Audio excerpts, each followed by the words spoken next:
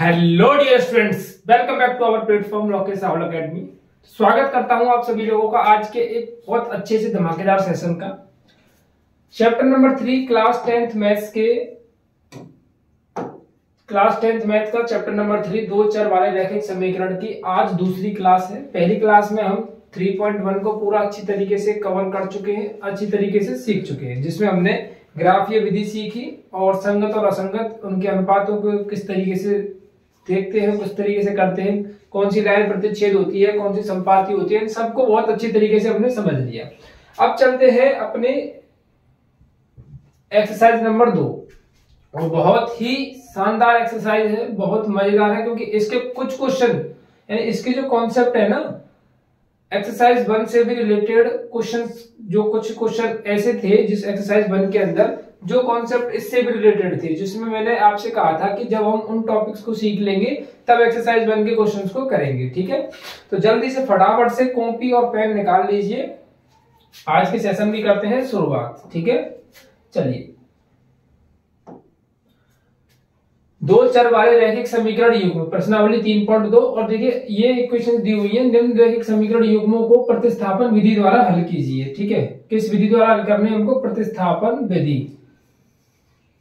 अब सर पहले प्रतिस्थापन विधि को सीखते हैं, कैसे करते हैं। तो पहला क्वेश्चन क्या है सर हमारा? x plus y equal to 14 और x minus y equal to 4।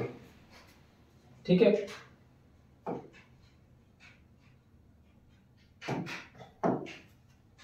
Question number 1 है अपना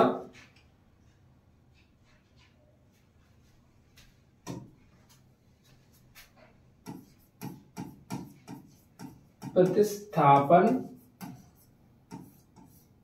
विधि। ठीक है, इसको समझते हैं अच्छी तरीके से, तब आगे की तरफ मूव करेंगे। ठीक है, क्योंकि ये क्वेश्चन जो है आपके पेपर में आपसे पूछ लिया जाता है, इस तरीके का क्वेश्चन आपके बोर्ड में आ जाता है। ठीक है, तो इनसे रिलेटेड हमको क्वेश्चन करने आने भी चाहिए। प्रतिस्थापन विधि और विलोपन विधि हमको बहुत अच्छे तरीके से आने चाहिए, क्योंकि जहां से जो हम सेकंड थर्ड चैप्टर से मेथड को सीखने के बाद एंड तक इन्हीं मेथड के क्वेश्चंस इधर उधर घूमते रहेंगे, यानी ऐसे क्वेश्चंस आपके पास दो चर वाले आते रहेंगे जिनमें इनके मेथड की जरूरत हमको पड़ती रहेगी। ठीक है, तो चलिए पहला क्वेश्चन था अपना x प्लस वाई बराबर में 14 और x माइनस वाई बराबर में 4। कुछ ऐसा ही था, देख लें एक बार। x प्लस वाई बराबर 14, x माइनस वाई बराबर 4। ठीक है, चलिए अब देखो करना कैसे होता है, इस मेथड को अच्छी तरीके से समझेंगे।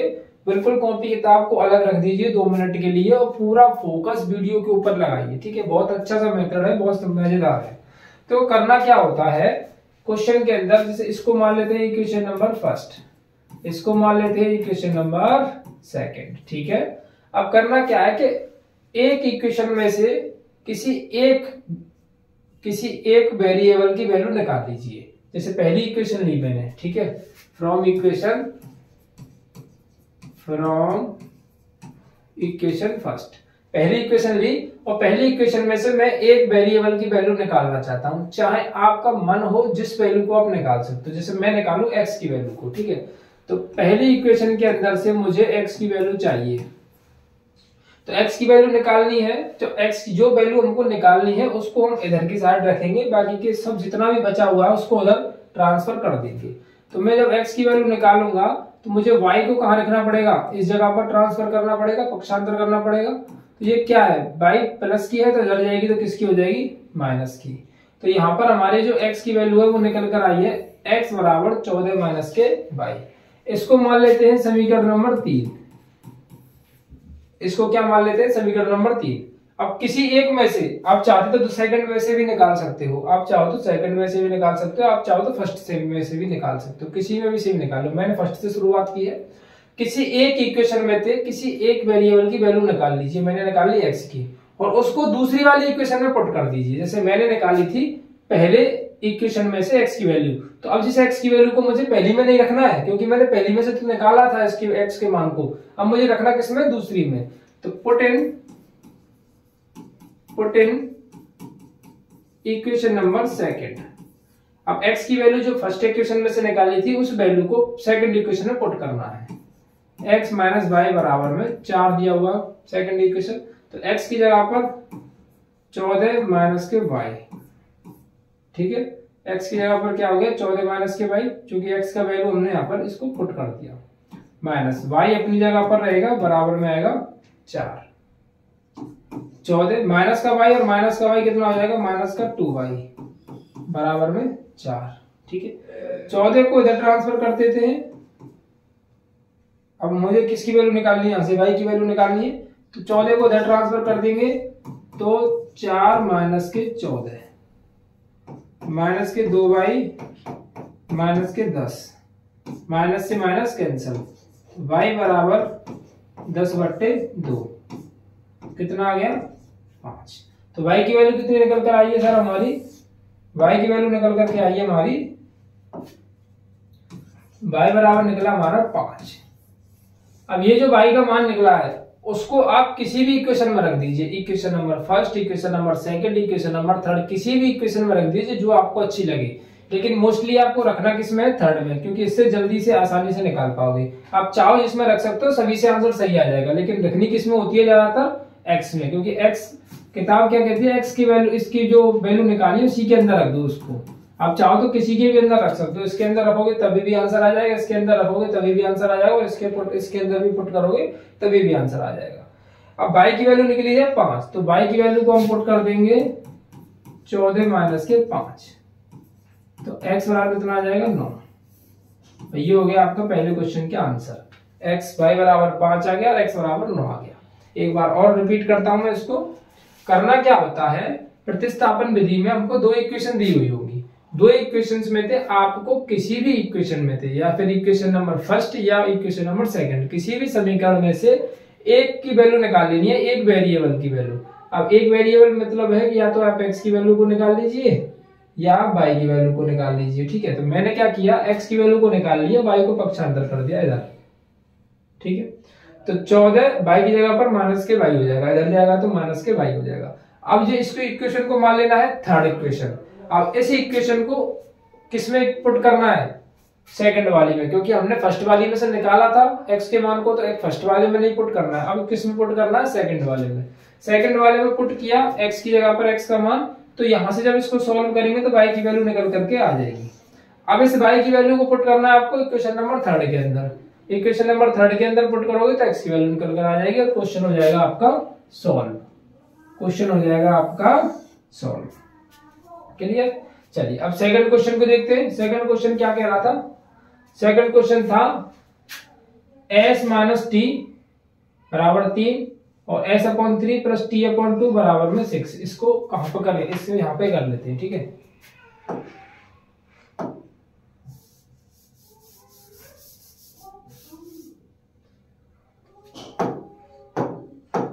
देखिए सेकंड क्वेश्चन को करते हैं इस जगह पर, और समझिए s माइनस टी बराबर में 3 है और s/3 प्लस के t/2 बराबर में 6 है। सबसे पहले क्या करना है, इस इक्वेशन को पहले सिंपल फॉर्म में बना लेना है, क्योंकि ये कैसी दी हुई है, फ्रैक्शन वाली फॉर्म में दी हुई है। तो इस इक्वेशन को किस में बना लेते हैं, सिंपल फॉर्म में बना लेते हैं। तो पहले क्रॉस मल्टीप्लाई कर लें इसका, 2 का s में करेंगे तो ये हो जाएगा 2s प्लस 3 का t में करोगे तो ये हो जाएगा 3t अपॉन 3 दूनी 6 बराबर में 6। 6 से 6 का मल्टीप्लाई करोगे तो कितना हो जाएगा 2s प्लस के 3t बराबर में 36। इसको मानेंगे हम इक्वेशन नंबर सेकंड और इसको मान लेंगे इक्वेशन नंबर फर्स्ट, क्योंकि इक्वेशन नंबर सेकंड जो हमारे पास दी हुई थी वो फ्रैक्शन फॉर्म में थी, भिन्न के रूप में दी हुई थी, तो इसको हमने हल करके इस वाली फॉर्म में बना लिया। अब इक्वेशन ये हो गया फर्स्ट, इक्वेशन ये हो गया सेकंड। अब वही प्रोसीजर फॉलो करना है, पहली वाली इक्वेशन में से किसी एक वेरिएबल की वैल्यू को निकालना है। यहां लिखूंगा मैं फ्रॉम इक्वेशन फर्स्ट, तो s माइनस टी बराबर में करोगे आप 3। मैं यहां से s की वैल्यू निकाल लूंगा तो कितना आ जाएगा, कितना आ जाएगा 3 प्लस के t आ जाएगा, क्योंकि ये माइनस का जो t है इधर जाएगा तो क्या बन जाएगा प्लस का t। तो s बराबर 3 प्लस के जो t निकाला है, ठीक है, ये हो गया अपना s की वैल्यू, ये क्या होगी अपनी s की वैल्यू होगी। अब अब क्या करना है, अब इस एस की वैल्यू को मान लेना है इक्वेशन नंबर थर्ड, इस इक्वेशन को मान लेना क्या, इक्वेशन नंबर थर्ड। अब इस वाली इक्वेशन को पुट किसमें करना है, सेकंड में। किसमें, सेकंड में। क्यों, क्योंकि फर्स्ट से तो हमने तो फर्स्ट जो इक्वेशन थी उससे तो हमने एस की वैल्यू को निकालनी है, तो उसमें तो पुट करना नहीं है। जिससे हमने इक्वेशन से वेरिएबल की वैल्यू को निकाला है उसमें तो पुट करते नहीं है, कुछ वैल्यू में करते हैं दूसरी इक्वेशन में। और दूसरी इक्वेशन क्या है, 2s + 3t = 36। तो मैं यहां लिखूंगा 2s + 3t = 36। ठीक है। अब चलिए, अब 2 × s की जगह पर s क्या है अपना 3 + t। जब कोई वेरिएबल के सामने इस तरीके का कोई कांस्टेंट वैल्यू दी हुई है, कोएफिशिएंट गुणांक दिया हो, तो मल्टीप्लाई का साइन लगाएंगे। ठीक है, +3t = 36। अब इसका एक एक करके मल्टीप्लाई, 3 दूनी 6 + 2t + 3t = 36। 2t और 3t कितना हो जाएगा, 5t + 6 = 36। ये इधर आ जाएगा 5t = 36 में से 6 जाएंगे तो कितना बचेगा 30, और 5 से 30 को कैंसिल करोगे तो कितना 6। तो t की वैल्यू कितनी निकल कर आ गई अपनी, t की वैल्यू आ गई सर अपनी 6। अब t की वैल्यू जो 6 आई है उसको पुट किस में करना होता है, इक्वेशन नंबर थर्ड में। तो put in equation number third. किसमें, इक्वेशन नंबर थर्ड में। इक्वेशन नंबर थर्ड क्या है, s = 3 + क्या t। तो s = 3 + t की जगह पर क्या है 6 है, तो s = 6 और 3 कितना हो गया 9 हो गया। तो ये आ गया 6 और ये आ गया 9। ठीक है, सेम वही कॉन्सेप्ट है, कुछ नहीं करना कि एक इक्वेशन में से एक वेरिएबल की वैल्यू निकाल के उसको दूसरी इक्वेशन में पुट करना है, वहां से एक वैल्यू निकल आएगी, फिर उस वैल्यू को फिर किसी तीसरी इक्वेशन में पुट करना है, सो वहां से आपकी दूसरी वैल्यू निकल आएगी। चलिए अब इस क्वेश्चन को करते हैं, क्वेश्चन नंबर थर्ड को। ठीक है, क्वेश्चन नंबर थर्ड क्या है, 3x - y = 3। लिख लेता हूं मैं इधर,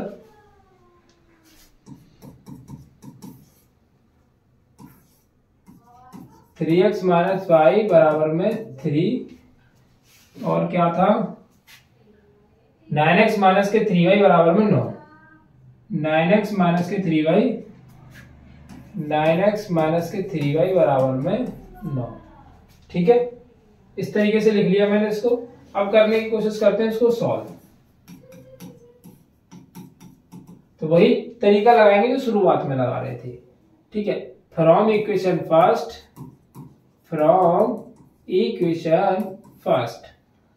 3x - y = 3। 3x यहां से किसकी वैल्यू निकालनी है, वही x की। आप चाहो तो y की भी निकाल लेना, मैं किसकी निकाल लेता हूं x की।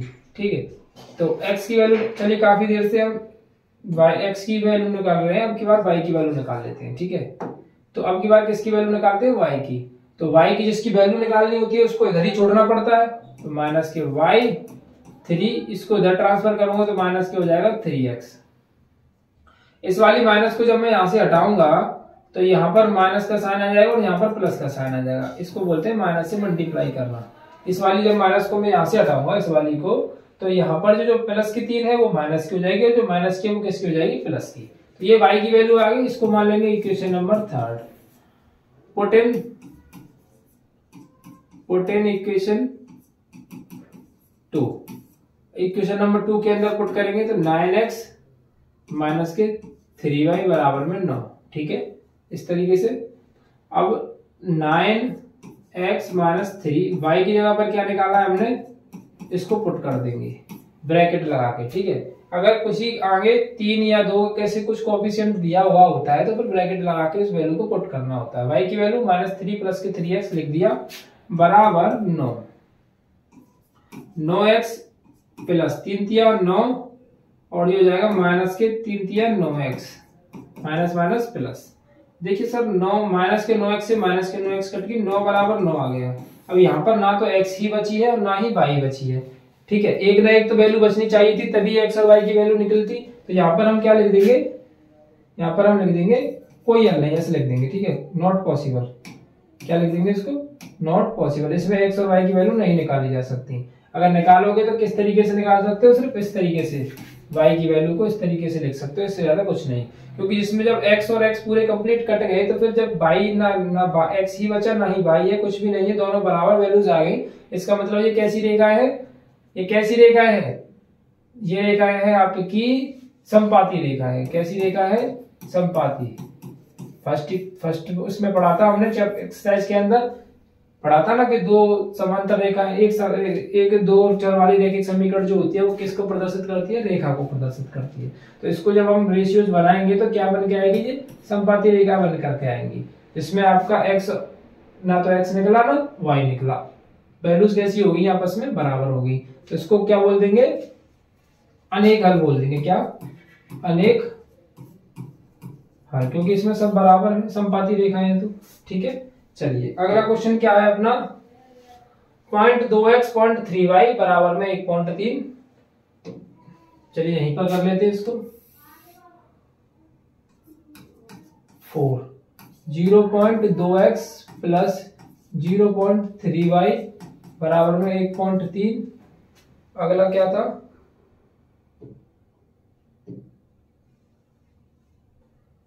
0.4 0.5 2.3, 0.4x 0.5y और ये 2.3, ये y है यहां पर। ठीक है, इस तरीके से अब इस इक्वेशन को करते हैं सॉल्व। चलिए वही सब पुराना तरीका, पहली इक्वेशन मान लेते हैं इसको, इक्वेशन नंबर ये फर्स्ट है, ये इक्वेशन नंबर सेकंड है। ठीक है, फ्रॉम इक्वेशन फर्स्ट, चलिए एक पॉइंट तो दिया हुआ है, पहले पॉइंट्स को हटा लेते हैं। ठीक है, कैसे हटाओगे सर पॉइंट्स को, तो देखो अगर सब में एक एक संख्यावाद पॉइंट है, जैसे कि यहाँ पर भी एक संख्यावाद पॉइंट था, यहाँ पर भी एक संख्यावाद पॉइंट है, यहाँ पर भी एक संख्यावाद पॉइंट है, तो तीनों पॉइंट्स को एक साथ हटा देंगे। तो क्या लिख देंगे इस जगह पर, 2x प्लस 3y बराबर में 13। ऐसे इस जगह पर लिख देंगे 4x प्लस 5y बराबर में 23। अगर सब में एक संख्यावाद पॉइंट नहीं होता, किसी अगर एक में भी दो संख्यावाद पॉइंट होता तो फिर डायरेक्ट नहीं हटाते इसको। ठीक है, अब सब में एक एक संख्यावाद पॉइंट है तो इसको डायरेक्ट ही हटा देंगे। 0.2 0.3 1.3, तो एक एक संख्यावाद पॉइंट है सब में, तो डायरेक्ट इसको हटा देंगे। 2x प्लस 3y बराबर 13, 4x प्लस 5y बराबर 23। अब इनको मान लेते हैं इक्वेशन फर्स्ट सेकंड, इनको हटा देते हैं, इनको मान लेते हैं। इक्वेशन ये होगी फर्स्ट, ये होगी इक्वेशन सेकंड। अब पहली इक्वेशन से वही x की वैल्यू निकाल लीजिए, from equation first 2x plus 3y बराबर 13। x की वैल्यू निकाल लूं, ठीक है, तो x की वैल्यू निकालूंगा तो x वाले को इधर रखना पड़ेगा, बाकी के सब उधर ट्रांसफर करना पड़ेगा। 13 के पास ये प्लस में तो किस में जाएगा, माइनस में। अब x की वैल्यू को निकालेंगे, देखिए जैसे ये 2x है, हमको चाहिए x की वैल्यू, तो ये जो गुणा की जो वैल्यू होती है इसको कहीं में किस में जाना होता है, डिवाइड में। तो x बराबर 13 माइनस के 2y बट्टे में क्या हो जाएगा, 2। ये आ गई आपकी x की वैल्यू, जिसको हम मानेंगे equation number third. Clear, clear हुआ? ठीक है, यहां तक तो सब कुछ नॉर्मल ही चलता है, बहुत आसान सा टॉपिक है, बहुत आसान सी है। बस आसानी से आप लोग रेगुलर क्लास अटेंड कीजिए और अच्छी तरीके से नोट्स बना लीजिए। ठीक है, बहुत सिंपल है, आप 10th क्लास की मैथ्स।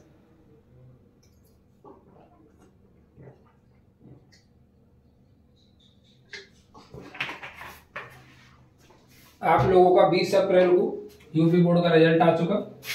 हमारे स्टूडेंट्स ने 100 आउट ऑफ 97 स्कोर किया है, 100 आउट ऑफ 97। ठीक है, तो बहुत अच्छा है, कोई दिक्कत नहीं है। और इस तरीके से रेगुलर क्लास अटेंड करोगे तो आप भी ऐसा कर सकते हो, कोई परेशानी नहीं है। ठीक है, चलिए x बराबर 13 माइनस 2y अपॉन में 2। अब इस x की वैल्यू किसमें पुट करना है, equation number second, put in equation number second. Equation number second है 4x प्लस 5y बराबर में 23। ठीक है, तो 4x की जगह पर क्या आएगा, 13 माइनस के 2y अपॉन 2 प्लस 5y बराबर में 23। ठीक है। x की जगह पर जो वैल्यू निकाली थी वो हमने पुट करनी है 13 माइनस 2y/2।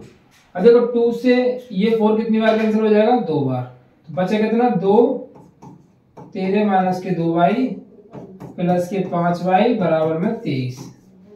इसको मल्टीप्लाई करेंगे, 13 दूनी 26, 2 दूनी 4y प्लस के 5y बराबर में 23। ठीक है। इतना करने के बाद अब क्या करना है, इसको पूरा सॉल्व करना है और यहां से एक वैल्यू निकाल लेनी है। ठीक है, इसको पूरा सॉल्व करते हैं तो 26, 5y में से 4y जाएंगे तो कितना बचेगा, 1y बचेगा, बराबर में हो जाएगा 23। तो y बराबर 23 माइनस के 26, y बराबर माइनस के 3। ठीक है, तो y की वैल्यू कितनी निकल कर आ गई आपकी, y बराबर माइनस का 3। अब इस y की वैल्यू को किसमें पुट करना है, इक्वेशन नंबर 3 में। इस y की वैल्यू को किसमें पुट करना है, इक्वेशन नंबर 3 में, क्योंकि अभी y से थोड़ी सी काम चलेगा। अभी x की भी तो वैल्यू चाहिए। x की वैल्यू क्या थी, 13 माइनस के 2y/2। तो x बराबर 13 minus 2y/2, 13 minus 2 into y की जगह पर क्या है, माइनस का 3 है, अपॉन में 2 आएगा। 13 माइनस माइनस प्लस हो जाएगा, 3 दूनी 6 अपॉन में 2। तो x बराबर 13 और 6 19, 13 और 6 19 होते, 19/2। तो x y बराबर आया आपका माइनस का 3 और x बराबर आया आपका 19/2। ठीक है, क्लियर, सही है ना, थोड़ा डाउट सा लग रहा है।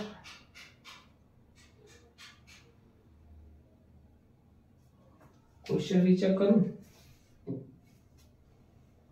2x 3y 13, 4x 5y 23, 2x 3y 13, 4x 5y 23। ठीक है, सब कुछ सही है।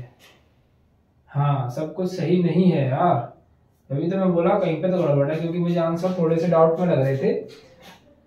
कहां पर गड़बड़ है, किसी को मिली, देखो मुझे मिल गई है। यहाँ पर देखो 3y था और मैंने यहाँ पर गलती से कर दिया है 2y, तो इसको करना पड़ेगा, इसको 3y करना पड़ेगा। तो यहाँ पर भी ये क्या हो जाएगा, 3y, क्योंकि देखो यहाँ पर 3y था, मैंने यहाँ पर गलती से 2y लिख दिया, जिसकी वजह से आंसर थोड़े बहुत ऊपर नीचे फ्लक्चुएट हो गए।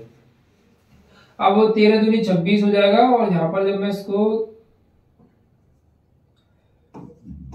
3y लिखूंगा तो 3 दूनी 6y हो जाएगा। इस जगह पर कितना हो जाएगा, 6y। तो 5 में से, अब तो ठीक है ना, 2 दूनी 4, 13 दूनी 26, 3 दूनी 6, 5 में से 6 जाएगा तो माइनस का बचेगा y। कितना बचेगा, माइनस का y, और इधर ट्रांसफर हो जाएगा ये, तो यहाँ पर माइनस का y माइनस, तो ये माइनस से माइनस हो जाएगा कैंसल, तो y बराबर हो जाएगा प्लस का 3। ठीक है, ये तो सही है। तो फिर यहाँ पर इसको करना पड़ेगा 3 और ये प्लस का 3 होगा, तो 3 तिया 9 माइनस के 9, क्योंकि यहाँ पर प्लस का 3 है तो माइनस का साइन बीच में पहले से ही है। 13 में से 9 जाएंगे तो कितने बचेंगे, 4, 9 और 4 13 होते हैं, तो ये हो जाएगा 4/2, यानी कि x बराबर आ जाएगा 2। ये सही होगा, x बराबर 2, y बराबर 3। ठीक है, थोड़ी सी एरर होगी थी उस जगह पर, तो प्लीज। चलिए, ये क्वेश्चन हुआ कंप्लीट। आई होप आप सभी लोगों को अच्छी तरीके से क्लियर समझ में आ गया होगा। चलते हैं अगले नेक्स्ट क्वेश्चन की तरफ। फटाफट से स्क्रीनशॉट क्या लोगे, क्योंकि ये सभी चीजें आपको मिल जाती हैं। ये सभी चीजें आप सभी लोगों को मैं कई बार बता चुका हूं। चलिए एक बार और बता देता हूं। पहले तो इस क्वेश्चन को देखते हैं। √2x + 3y = 0, √3x - √8y = 0। ठीक है,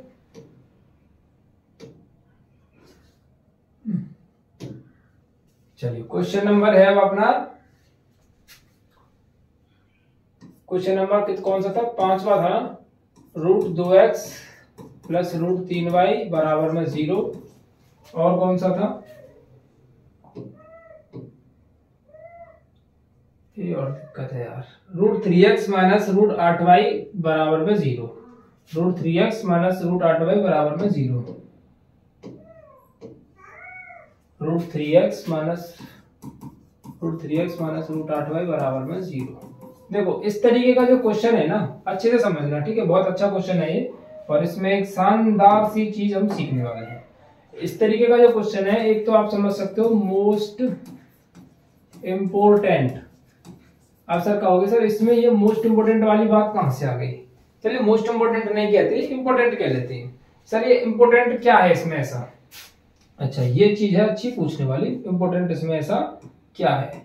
देखो इम्पोर्टेंट इसमें ऐसा है कि ये क्वेश्चन जो है आपसे सब्जेक्टिव टाइप में कम पूछा जाएगा। सब्जेक्टिव टाइप में न पूछे जाने के जो चांसेस है ना, वो उसके 95% नहीं है। ये सब्जेक्टिव में नहीं पूछा जाएगा, ठीक है। 5% में हो सकता है ऐसा क्वेश्चन आपसे पूछ लिया जाए। तो सर फिर पूछा कहाँ जाएगा? सर ये क्वेश्चन जो बना है ना, ये बना है सर ऑब्जेक्टिव के लिए, ऑब्जेक्टिव टाइप क्वेश्चंस के लिए बना है, यानी कि एमसीक्यूज बोलते हैं ना उसको, एमसीक्यूज क्वेश्चंस के लिए बना है।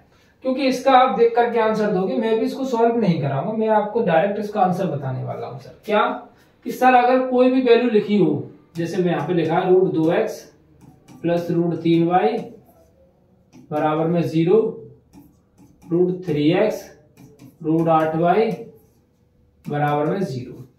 अगर x और y के अलावा कोई जो खाली वैल्यू जो होती है, जो विदाउट x और विदाउट y के अलावा, x और y के विदाउट अलावा जो अलग से जो नंबर दिया होता है, अगर वो क्वेश्चन के अंदर नहीं है, फॉर एग्जांपल समझने के लिए, जैसे कि नॉर्मली क्वेश्चन कैसे होता है, दो चर वाला इस तरीके का होता है, यानी x के साथ भी है, y के साथ है, और प्लस में एक और नंबर होता है अलग से, constant value c। Constant value एक c भी होती है साथ में, ठीक है, जो कि इन क्वेश्चंस में नहीं है। देखिए आप ठीक से, x दिया है, y दिया है, लेकिन कांस्टेंट वैल्यू नहीं दी हुई है। ये जो वैल्यू कांस्टेंट अलग से लिखी होती है वो इसके अंदर नहीं दी हुई है। तो सर इसके अंदर नहीं दी हुई है, ऐसा स्पेशल क्या है? तो अगर ऐसी कोई वैल्यू इसके अंदर नहीं दी हुई है, जिस क्वेश्चन के अंदर कांस्टेंट वैल्यू नहीं है, ऐसा ही कुछ लिखा हुआ है, तो उसका डायरेक्ट आप आंख मीच के आंसर कर क्या कर दोगे? उसका डायरेक्ट आप आंख मीच कर आंसर कर दोगे क्या? उसका डायरेक्ट आप आंख मीच के आंसर y बराबर 0 और x बराबर 0 कर दोगे, क्योंकि उसमें जब कोई वैल्यू नहीं है, ठीक है, कांस्टेंट वैल्यू अगर नहीं दी हुई है, तो उसका डायरेक्टली आंसर आप x बराबर 0 और y बराबर 0 ही टिक करोगे, क्योंकि इसको आंसर यही आएगा, ठीक है। ये ऑब्जेक्टिव टाइप में पूछे जाने वाला क्वेश्चन है, जो कि इस तरीके से पूछा जा सकता है आपसे, ठीक है ना। तो ध्यान देंगे, अगर ऐसा कोई क्वेश्चन आता है तो आप इसका डायरेक्ट आंसर 0 पुट करोगे, ओके। चलिए अब हम चलते हैं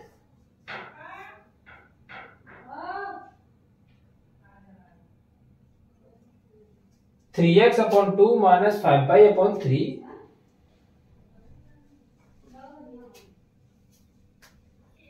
three x upon 2 minus 5y upon 3, इस क्वेश्चन को करते हैं 1 मिनट। तो चलिए अगला और लास्ट क्वेश्चन है आपका, क्वेश्चन नंबर है ये 6 है, ठीक है। इसको देख लेते हैं ये क्या बोल रहा है। देखो क्वेश्चन का पैटर्न जो है वो वही है, प्रतिस्थापन विधि से ही इसको हल करना है, लेकिन थोड़ा सा ये फ्रैक्शन फॉर्म में दिया हुआ है। तो मैंने आपको पहले ऐसा क्वेश्चन करा चुका हूं मैं कि फ्रैक्शन फॉर्म को पहले करेंगे हम सॉल्व, ठीक है। फ्रैक्शन फॉर्म को नॉर्मल क्वेश्चन की टाइप में बनाएंगे। तो इसको कैसे बनाना है, 3x अपॉन 2 वही मल्टीप्लाई करके बनाते हैं, और कैसे कोई नया तरीका तो नहीं है। 3 तिया 9x, 5 दूनी 10y, क्रॉस मल्टीप्लाई, और 3 दूनी 6, 9x माइनस के 10y, 6 दूनी 12। अब इसको मान लेंगे इक्वेशन फर्स्ट, क्योंकि अब ये नॉर्मल इक्वेशन बन करके आ गई। सेम है जब करेंगे इस वाली इक्वेशन को, तो x अपॉन 3 y अपॉन 2 13/6,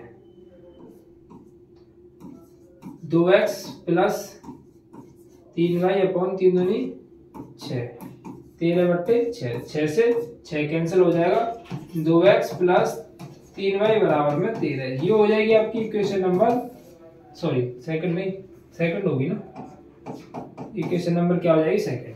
अब इक्वेशन नंबर फर्स्ट और सेकंड को हम करेंगे सॉल्व, क्योंकि अब ये जो एक्चुअल क्वेश्चन है ना हमारा, जो एक्चुअल क्वेश्चन है वो यहाँ से अब यहाँ पर कन्वर्ट हो गया। एक इक्वेशन ये है और एक इक्वेशन ये है। ये दोनों इक्वेशंस को सॉल्व करेंगे। इस टाइप की इक्वेशन समझ में नहीं आ रही थी सर कैसे करनी है, आपने कुछ और बताया था, तो इसको ऐसे सॉल्व करेंगे पहले, ठीक है ना। आप पहले इनको इक्वेशनों को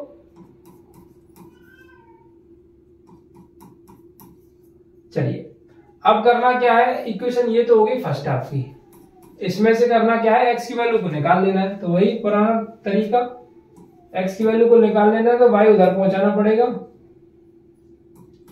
माइनस के 12 प्लस के 10 वाई, ठीक है। तो एक्स बराबर क्या हो जाएगा, माइनस के 12 प्लस के 10 वाई बट्टे में 9। अब ये मैंने निकाल दिया आपके लिए एक्स की वैल्यू को थर्ड। अब इसके बाद ना आपके लिए ये होमवर्क क्वेश्चन है, इसका जवाब मुझे कमेंट बॉक्स में चाहिए, ठीक है। देखते कितने बच्चे इसको सॉल्व करके मुझे आंसर देते हैं, क्योंकि 5 क्वेश्चंस में एग्जैक्ट इसी मेथड पे करा चुका हूँ और आगे भी कराऊंगा, बट एक क्वेश्चन को मैं आपको होमवर्क में देता हूँ। फिर आप होमवर्क नहीं दे पाऊंगा, दूंगा आपको, तो फिर आप क्या, मुझे पता है आप लोग हो जाओगे आलसी, ठीक है। चलिए अब चलते हैं अगले क्वेश्चंस की तरफ। अगले क्वेश्चंस क्या है, चलिए अगला क्वेश्चन है सर 2x प्लस 3y बराबर 11 और 2x माइनस के 4y बराबर माइनस 24 को हल कीजिए। इसमें m का वह मान ज्ञात कीजिए जिसके लिए इक्वेशन ये होगा, ठीक है। m के बारे में पीछे बात करेंगे। सबसे पहले काम जो हमारा है वो है इन दोनों इक्वेशंस को सॉल्व करना, इन दोनों इक्वेशंस को सॉल्व करना। चलिए 2x 3y बराबर में 11, इक्वेशन नंबर हो गई फर्स्ट, और 2x माइनस 4y बराबर माइनस के 24, इक्वेशन नंबर हो गई सेकंड। क्लियर। अब वही प्रतिस्थापन विधि, पहली इक्वेशन में से x की वैल्यू को निकाल लो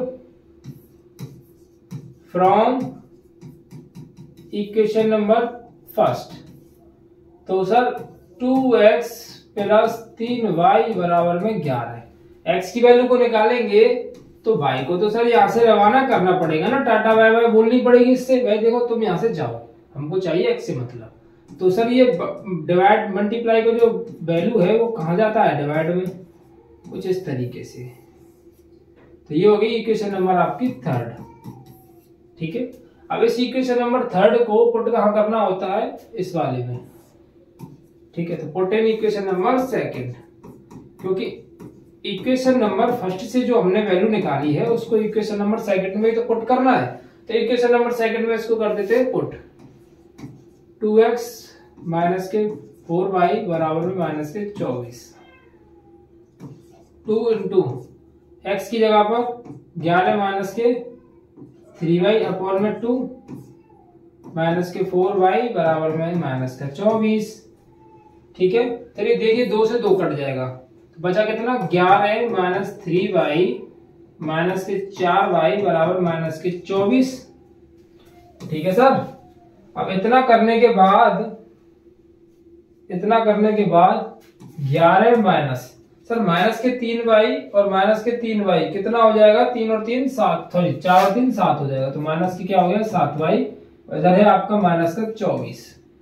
x y की वैल्यू निकालनी है तो 11 को उधर ट्रांसफर कर देते हैं, तो 7y बराबर माइनस के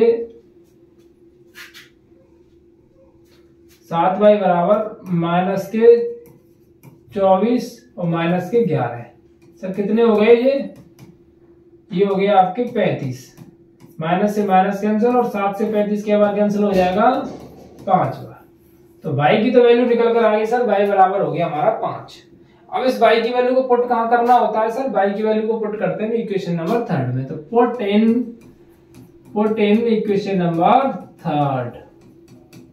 बहुत आसान से छोटे छोटे से टॉपिक हैं, बहुत अच्छी तरीके से समझेंगे, मजे लेते हुए धीरे धीरे पढ़ेंगे यार। अभी अपने पास टाइम है, टाइम से ही मैथ को खत्म करेंगे और टाइम से ही रिवीजन करेंगे, फिर मॉक टेस्ट लगाएंगे एकदम धांसू, और आपकी तैयारी होगी 95 प्लस की मजेदार तरीके से।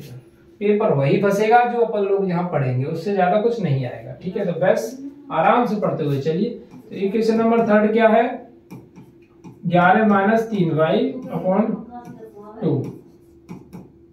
तो सर 11 माइनस 3y, y की जगह पर क्या है सर 5 अपॉन में 2, तो 11 माइनस 5 या 15 बट्टे में 2, x बराबर माइनस के 4 बट्टे में 2, x बराबर माइनस के 2, x बराबर माइनस 2, y बराबर प्लस के 5,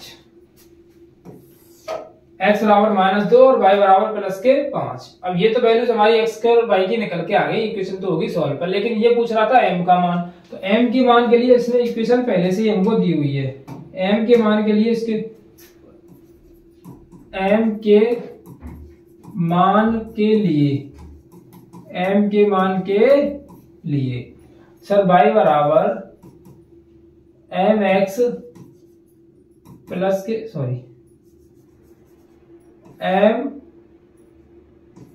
mx प्लस के 3, तो y की वैल्यू कितनी है सर 5, x की वैल्यू कितनी है सर माइनस के 2 प्लस के 3, 3 को इधर लेकर आऊंगा जब, तो 5 माइनस 3 बराबर में माइनस के 2m हो जाएगा ये, ठीक है।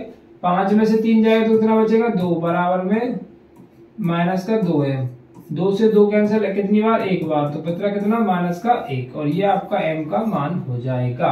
बहुत आसान सा छोटा सा टॉपिक, वही प्रतिस्थापन विधि पर हल करना, ठीक है। क्लियर हुआ? जल्दी फटाफट से आप थंब का साइन सेंड कीजिए, जिससे मेरी समझ में आए कि आप सभी लोग मजे ले करके पढ़ रहे हो। फटाफट से बताइए। बस कुछ क्वेश्चन और, थोड़ी सी देर और, उसके बाद फिर आपको ये पूरा टॉपिक खत्म हो जाएगा। चलिए अगला क्वेश्चन, क्वेश्चन नंबर 3। इसका कोई क्वेश्चन क्या है, दो संख्याओं का अंतर 26 है और एक संख्या दूसरी संख्या की 3 गुनी है, तो उन्हें ज्ञात कीजिए। सर दो संख्याओं का अंतर 26 है, अब सर ऐसे कहा दो संख्या का अंतर 26 है, एक मान लीजिए x, दूसरी मान लीजिए 26 माइनस x, ऐसा भी कर सकते हो, कोई दिक्कत नहीं है भाई, कोई प्रॉब्लम नहीं है। ऐसा भी ज्यादातर किताब यही कहती हैं कि एक को मान लीजिए आप क्या, एक माना पहली संख्या माना एक x है और दूसरी 26 माइनस x है, अंतर इस तरीके से मान लीजिए, ठीक है। पर मैं ऐसा नहीं करूंगा, मैं ऐसा नहीं करूंगा भैया, नई चीज अपन लोग मैं तुमको नहीं सिखाने वाला हूँ, ठीक है। हम लोग जो है हम लोगों को समझ सको तो समझो क्या, दो संख्याओं का अंतर 26 है। अब सर हम जो अगर दो संख्या में कहूँ आपसे कि सर आप दो संख्या मान लो, मैंने कहा कि भाई खड़ा हो जा, बता दो संख्या माननी है हमको, तो क्या मानेंगे, तो हम कहेंगे सर एक को x मान लो एक को y मान लो, ठीक है। ऐसा ही तो कुछ मतलब दिमाग में सबसे पहले जो चीज हिट करती है वो क्या करती है कि कोई अगर दो संख्याओं से रिलेटेड क्वेश्चन है तो माना संख्या x तथा y है, ऐसा ही तो मानते हैं, तो हम उसी कॉन्सेप्ट पे लेके इस क्वेश्चन को सॉल्व करेंगे, ठीक है। तो दो संख्याओं का अंतर 26 है, अंतर की बात पीछे करेंगे, सबसे पहले दो संख्याओं की बात करेंगे। तो माना दो संख्या, उन संख्याओं को मान लेते हैं x और y है, एक x है एक y है। अब पहली कंडीशन नंबर 1 क्या कहती है, दो संख्याओं का अंतर, इन दोनों का अंतर कितना हो गया 26 हो गया, जिसमें हमारी क्या है, क्या की कंडीशन क्या है कि x जो बड़ा है y से, क्योंकि x में से घटा रहे ना y को, तो x बड़ा होगा, और एक संख्या दूसरी संख्या की 3 गुनी है, एक संख्या दूसरी संख्या की 3 गुनी है, तो एक संख्या जी है दूसरी संख्या y है। अब पहली जो संख्या है, ऐसा समझ लीजिए एक संख्या का मतलब है पहली संख्या और दूसरी संख्या का मतलब है दूसरा जो संख्या, इस तरीके से। तो पहली संख्या जो है दूसरी संख्या की 3 गुनी है, ऐसे तो कुछ कहा जा रहा था, एक संख्या दूसरी संख्या की 3 गुनी है। इसका मतलब ये होगा कि जो x जो है 3 गुनी है y की, तो बराबर करने के लिए 3 का मल्टीप्लाई किसमें करना पड़ेगा, y, तभी तो ये आपस में बराबर होंगे। भाई देखो छोटा सा बहुत लॉजिकली कॉन्सेप्ट है ये। जैसे मैं कहूं कि मुझ पर आपसे 10 रुपए ज्यादा है, ठीक है, मुझ पर आपसे 10 रुपए ज्यादा है, तो अब अगर हम दोनों को बराबरी करनी है तो 10 रुपए किसको देने पड़ेंगे, आप ही को देने पड़ेंगे, क्योंकि मुझ पे तो पहले से 10 रुपए ज्यादा है। तो सेम इसी कॉन्सेप्ट पर कि एक संख्या दूसरी संख्या की 3 गुनी है, तो जो संख्या 3 गुनी है वो तो पहले से 3 गुनी है ही है, गुणा किसमें करना है, दूसरी वाली में, जिससे कि ये दोनों आपस में बराबर हो जाए। तो यहाँ इसको मान लेंगे इक्वेशन नंबर 2। तो x बराबर कितना मिल गया हमको 3y, इसको पुट कर देंगे इक्वेशन नंबर 1 में। बहुत आसान सा टॉपिक बताया मैंने, बहुत अच्छी तरीके से, बहुत समझदार वाला मेथड बताया, एक ही बार में समझ में आ जाएगा। एक्स बराबर कितना हो गया 3y। अब x की जगह पर 3y को पुट कर दो, ये कितना बचेगा 2y। y बराबर कितना आ गया सर 13।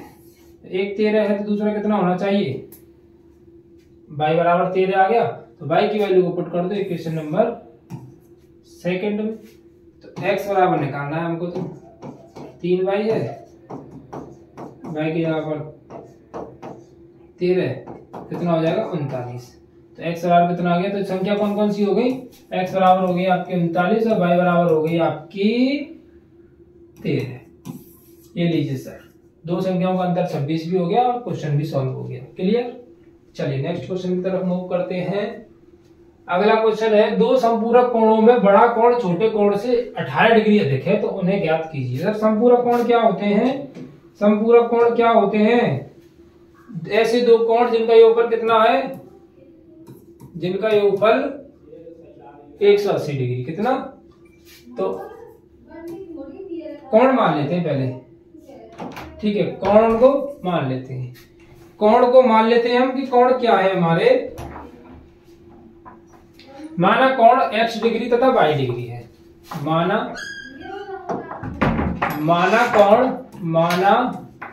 कोण x डिग्री तथा y डिग्री है। अब सर इसमें से एक तो बड़ा होगा ना, तो x को मान लेते हैं बड़ा, y को मान लेते हैं छोटा, भाई एक तो बड़ा करना पड़ेगा, एक तो बड़ा ही होता है। तो दो संपूरक कोणों में बड़ा कोण छोटे कोण से 18 डिग्री है। देखिए पहली बात तो संपूरक कोण होते कौन से सर, जिनका जोड़ कितना होना चाहिए 180 होना चाहिए, इक्वेशन नंबर फर्स्ट। ऐसे दो कोण जिनका योगफल 180 होता है संपूरक कोण कहलाते हैं। अब सर बड़ा कोण छोटे कोण से 18 डिग्री अधिक है, बड़ा कौन था x, छोटा कौन था y। अभी तो 2 मिनट पहले जो कॉन्सेप्ट समझाया था वही है, बड़ा कोण छोटे कोण से 18 डिग्री अधिक है, तो यानी बड़ा वाला जो है छोटे वाले से 18 डिग्री अधिक है, पहले से ही उस पर 18 ज्यादा है, तो बराबर करने के लिए किसको 18 देना पड़ेगा, बोलिए जल्दी फटाफट से। सर 18 देना पड़ेगा, भाई को बेचारा गरीब आदमी है, कम है उसके पास, तो 18 इसको देना पड़ेगा, ठीक है। तो भाई को हमने 18 दे दिया, तो यहाँ से वैल्यू मिल गई हमको x की, x बराबर क्या है y प्लस के 18 है। इसको पुट किस में करना है, इक्वेशन फर्स्ट में। आ रहा है ना एकदम मजा, बहुत आसान क्वेश्चन है यार, और मेरे साथ तो सभी को आसान कर, बस बने रहिए मेरे साथ, आसान कर दूंगा, मजा आ जाएगा एकदम पढ़ने में। चलिए x की जगह पर y प्लस 18 प्लस y बराबर में 180, y और y 2y, 18 को इधर ट्रांसफर कर दीजिए, 180 में 18 जाएंगे तो भैया कितने बच जाएंगे, कितने बच रहे हैं, 10 में से 8 गए तो 2, और 17 में से 1 जाएगा तो 16, 162, 2 से कैंसिल करोगे तो 2 8 16, 2 1 2, y बराबर कितना हो गया सर 81 हो गया, तो x बराबर कितना हो जाएगा, x बराबर यहां पर पुट कर लीजिए, x बराबर y प्लस 18 करना है हमको, तो y कितना आया था 62 के 81 आया था, y अगर 81 है तो 81 में 18 और जोड़ दो, कितना आ जाएगा 18 1 9, 18 1 9 99, यानी एक कोण कितने का है 99 का, और दूसरा तो दोनों y कैसे हो सकते हैं यार, एक x होना चाहिए था ना।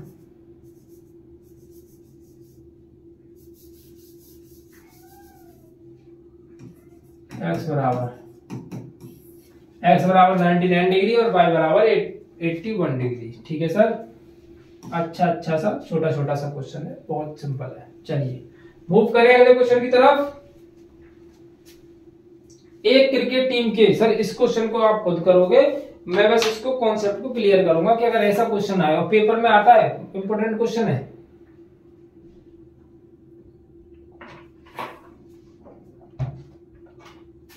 ऐसा क्वेश्चन पेपर में कई बार पूछा गया, ठीक है, एग्जाम टाइप क्वेश्चन है सर, एग्जाम के टाइप का क्वेश्चन है, ठीक है, पेपर में पूछा जा चुका है ऐसा क्वेश्चन, 4 नंबर में आता है अप्रोक्स।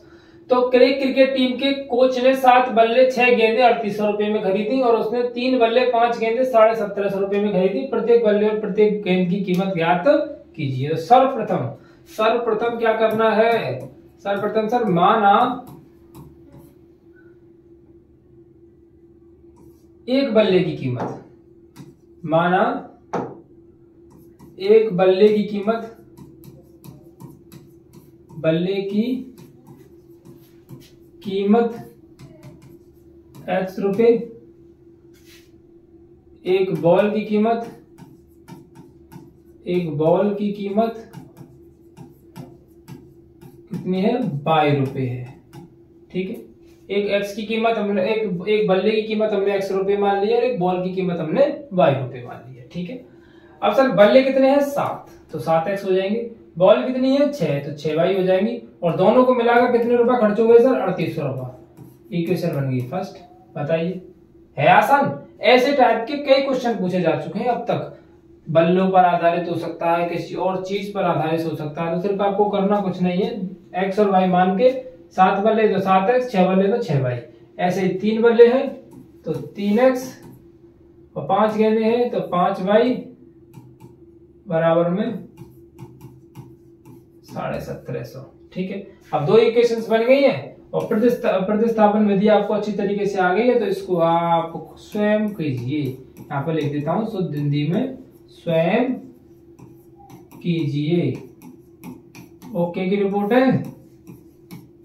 ठीक है, इसका आंसर मुझे कमेंट बॉक्स में चाहिए। चलिए अगले क्वेश्चन की तरफ कर देते हैं। इसी तरह से अगला क्वेश्चन क्या है?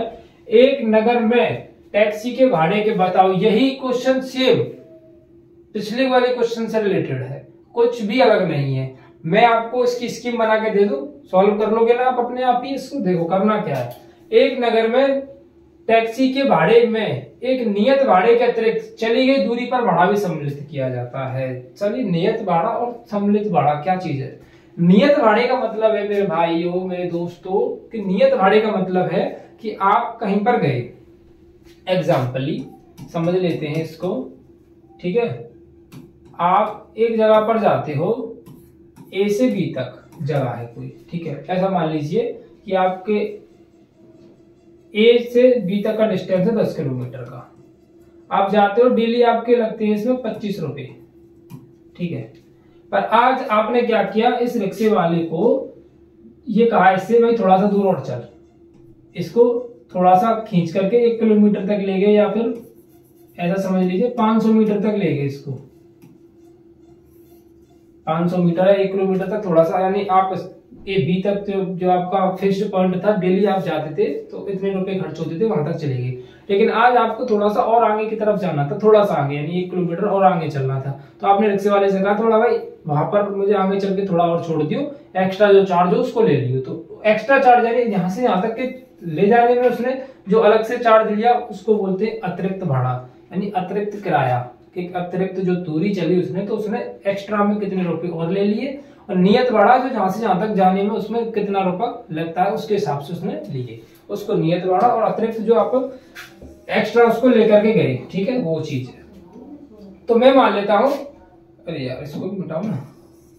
चलो अब मैं मान लेता हूं कि सर नियत भाड़ा, माना नियत भाड़ा है आपका x रुपए। ठीक है, नियत भाड़ा कितना है? x रुपए। और अतिरिक्त दूरी पर चला गया भाड़ा, अतिरिक्त दूरी पर लिया गया, अतिरिक्त दूरी पर भाड़ा, अतिरिक्त दूरी पर भाड़ा ऐसा लिख लेते हैं। इसको मान लेते हैं 22 रुपए। भाड़ा मतलब होता है किराया। ठीक है, तो सर अब इसने क्या किया है, शुरुआत में 10 किलोमीटर चलने के लिए भाड़ा हो गया 105 रुपया। यानी शुरुआत में कितना चला है ये? 10 किलोमीटर। ठीक है, 10 किलोमीटर की डिस्टेंस इसने कवर की है, यानी कि अतिरिक्त भाड़ा और जो एक्स भाड़ा जो हमने माना, चली गई दूरी पर भाड़ा सम्मिलित किया जाता है। यानी फिक्स्ड डिस्टेंस चली इसने और उसके बाद अतिरिक्त डिस्टेंस भी चली, तो ये 10 किलोमीटर के लिए भाड़ा उसने 105 रुपए ले लिया, तो यानी x प्लस कितने 10 किलोमीटर अलग से चला, तो कितने रुपए टोटल हो गए उसके 105 रुपए, यानी x तो चला ही चला, तो उसके रुपए x हो गए जितने भी चला, और 10 किलोमीटर एक्स्ट्रा चला तो 10 बाई बराबर में कितने रुपए 105। सेम एज 15 किलोमीटर के लिए चला तो x प्लस 15 कितना 155 रुपया। अब इसको आप सॉल्व करके अपना आंसर लेकर के आ सकते हो, और ये आप कर ही सकते हो ना, ये मैंने इसकी स्कीम तैयार कर दी। अब आप इसको सॉल्व कर लोगे, कोई दिक्कत नहीं आएगी। आप मुझे उम्मीद है आप सभी लोग कर पाओगे, क्योंकि इस तरीके के काफी क्वेश्चन हम लोग कर चुके, तो कोई दिक्कत नहीं आएगी आपको। चलिए, यदि किसी भिन्न के अंश और हर दोनों में 2 जोड़ दिया जाए। हाँ, इस क्वेश्चन को मैं कराऊंगा क्योंकि ये क्वेश्चन है अलग टाइप का। ये क्वेश्चन क्या है, थोड़ा सा अलग टाइप का है। चलिए, अभी तो 2 क्वेश्चन है, एक और क्वेश्चन रह गया है। यदि किसी भिन्न के अंश और हर में, तो सबसे पहले सर करेंगे क्या, सॉल्यूशन के दौरान हम मान लेंगे कि माना 1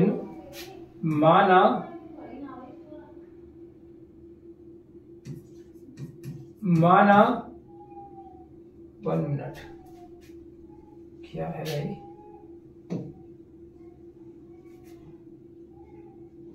चलिए, माना भिन्न x बट्टे y है, यानी शुरुआत में हमने मान ली कि भिन्न कैसी है हमारी x अपॉन y में दी हुई है। अब इसने कहा है एक एक करके जो कहा है उस काम को कर दो। इसने कहा यदि किसी भिन्न के अंश और हर दोनों में दो जोड़ दिया जाए, दोनों में 2 जोड़ दो। पर कंडीशन नंबर 1, अंश और हर दोनों में क्या कर देना है,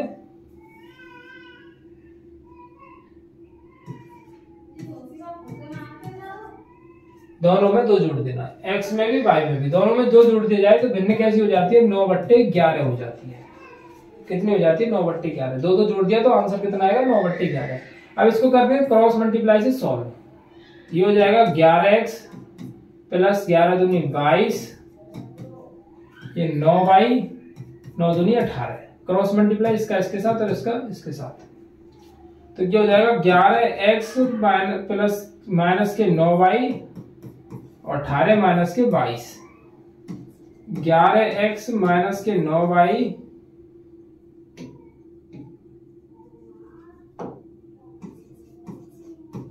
और ये बचा माइनस के 4। इक्वेशन नंबर हो गई आपकी 1। क्लियर। चलिए, ये तो हो गया आपका फर्स्ट। अब सेकंड कंडीशन क्या कहती है सर, सेकंड कंडीशन कहती है यदि अंश और हर दोनों में 3 जोड़ दिया जाए, तो ऊपर भी 3 जोड़ दो,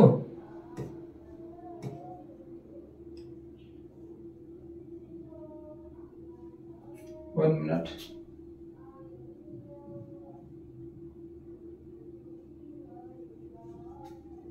चलिए ऊपर भी क्या कर देना है, 3 जोड़ देना है, नीचे भी क्या जोड़ देना है, 3 जोड़ देना है, तो भिन्न कैसी हो जाती है, 5/6 हो जाती है। ठीक है, अब वही फिर दोबारा से क्रॉस, ये 6x प्लस के 6 दिया 18 और ये 5y प्लस के 5 दिया 15।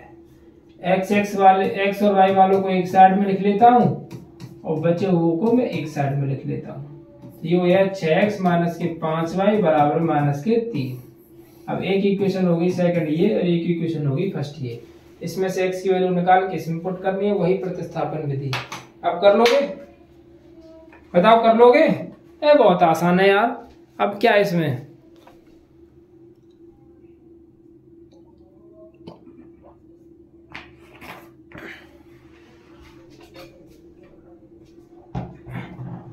सेम अब तो वही है, x की वैल्यू यहां से निकाल लीजिए, इसमें पुट कर दीजिए, आंसर निकल करके आ जाएगा। ठीक है, यहां से आगे आपको ये खुद करना है। चलिए क्वेश्चन नंबर 5 है 6। चलिए, ये एज रिलेटेड क्वेश्चन बहुत अच्छा क्वेश्चन है सर। एज रिलेटेड जो क्वेश्चन है बहुत अच्छा है from exam point of view.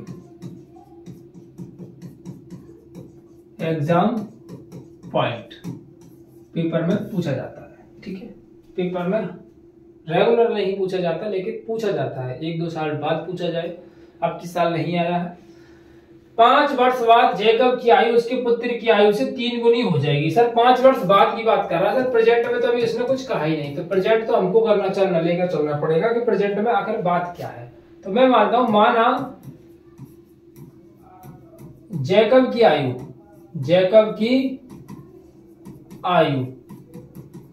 x वर्ष है और पुत्र की आयु y वर्ष है। कितनी है?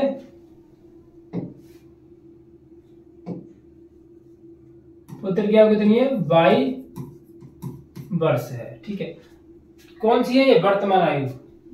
लिखना भूल गया मैं, यहां पर लिखना जैकब की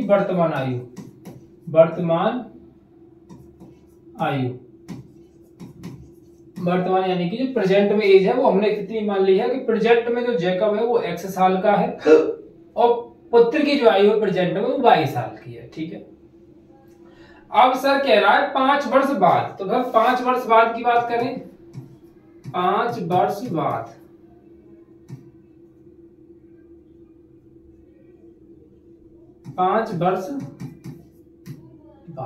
1 मिनट प्रॉब्लम।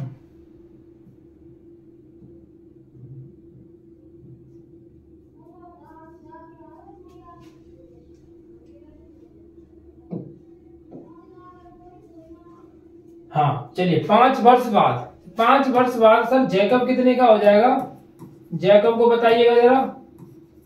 जैकब 5 वर्ष बाद जैकब कितने का हो जाएगा? सर जैकब हो जाएगा x + 5 का, क्योंकि हम बात कर रहे हैं 5 वर्ष बाद की थी। तो अब अगर मैं बात करूं 2024 चल रहा है, तो मैं कहूँ 5 वर्ष बाद, तो 5 वर्ष बाद क्या हो जाएगा? 2029 हो जाएगा, है ना, क्योंकि 24 में 5 साल आप जोड़ दोगे। तो इसी तरीके से अगर जैकब पहले वर्तमान आयु अभी प्रेजेंट में कितने का है? x का है, तो 5 वर्ष बाद कितने का हो जाएगा? x + 5 साल का, यानी 5 साल जुड़ जाएंगे। ऐसे पुत्र क्या हो जाएगा? y + 5 का। ठीक है, अब क्या कहा है इसने कि 5 वर्ष बाद जैकब की आयु उसके पुत्र की आयु से 3 गुनी हो जाएगी, यानी जैकब की जो आयु है पुत्र की आयु से कितनी हो जाएगी? 3 गुनी हो जाएगी। तो ये सर 3 गुनी तो हो गई, क्योंकि 5 साल तो हो चुके, 5 साल तो आगे हम जा चुके, 3 गुनी हो जाएगी। तो जैकब की आयु कितनी गुनी हो गई है? 3 गुनी हो गई है। तो इनकी उम्र को बराबर करने के लिए 3 से मल्टीप्लाई इसमें करना पड़ेगा, तो ये हो जाएगा 3y + के 5 या 15। मैं आपको सिंपल सी लैंग्वेज में अगर बात कहूं कि जिस चीज के बारे में वो गुनी के बारे में बात कर रहा है कि किसकी गुनी हो जाएगी जैकब की, तो उसको छोड़कर उसके दूसरे वाले में मल्टीप्लाई करना पड़ता है और बराबर का साइन लगाना पड़ता है। ऐसा समझ लीजिए, अगर वैसे समझ में नहीं आ रहा है तो। ठीक है, वैसे सिंपल है। जैकब की आयु जो है 5 साल बाद 3 गुनी हो जाएगी। तो 5 साल बाद जब हमने एजेस देखी तो ये तो 3 गुनी हो गई है, तो 3 से मल्टीप्लाई जब इसमें करेंगे तभी तो इसकी एजेस बराबर होंगी। पिछले क्वेश्चंस की तरह है, जैसे अधिक था उसी तरीके से ये है, 3 गुनी हो जाएगी, 3 से मल्टीप्लाई इस वाले में कर देंगे। ठीक है, ये हो जाएगा x - 3y 15 - के 5, x - 3y 10, equation number first. अब सर 5 वर्ष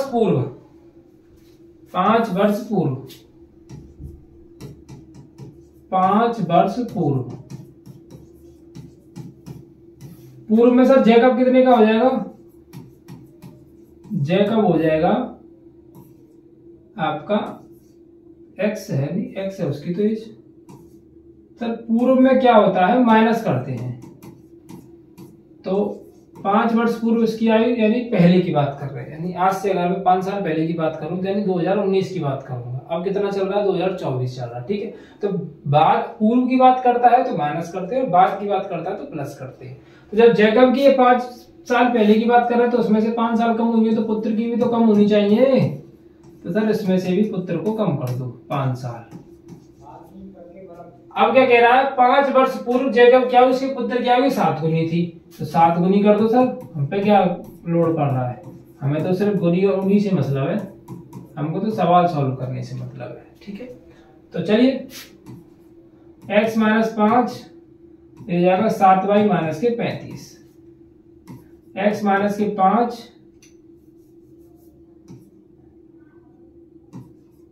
इसको 7 को धर लेंगे तो 7y - 35 + के 5 - के 30। ये हो गया आपका इक्वेशन नंबर सेकंड। ठीक है,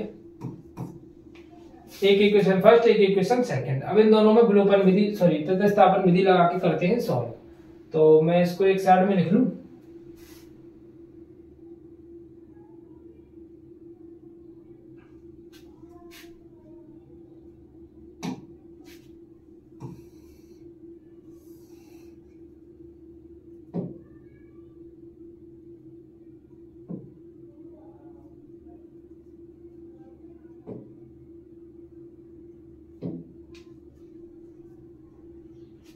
चलिए, तो x माइनस 3y बराबर 10, x माइनस 3y बराबर 10 इक्वेशन में फर्स्ट, x माइनस 7y बराबर माइनस के 30, x माइनस 7y बराबर माइनस के 30 इक्वेशन नंबर सेकंड।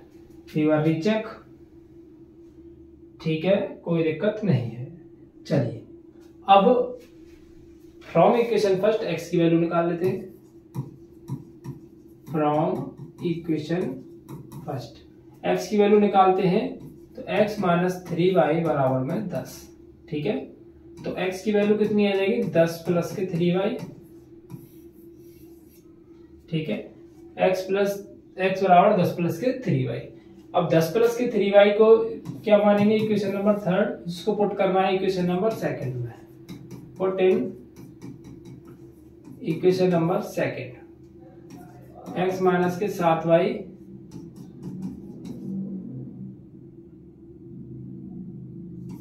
दस प्लस 3y माइनस 7y बराबर माइनस के 30।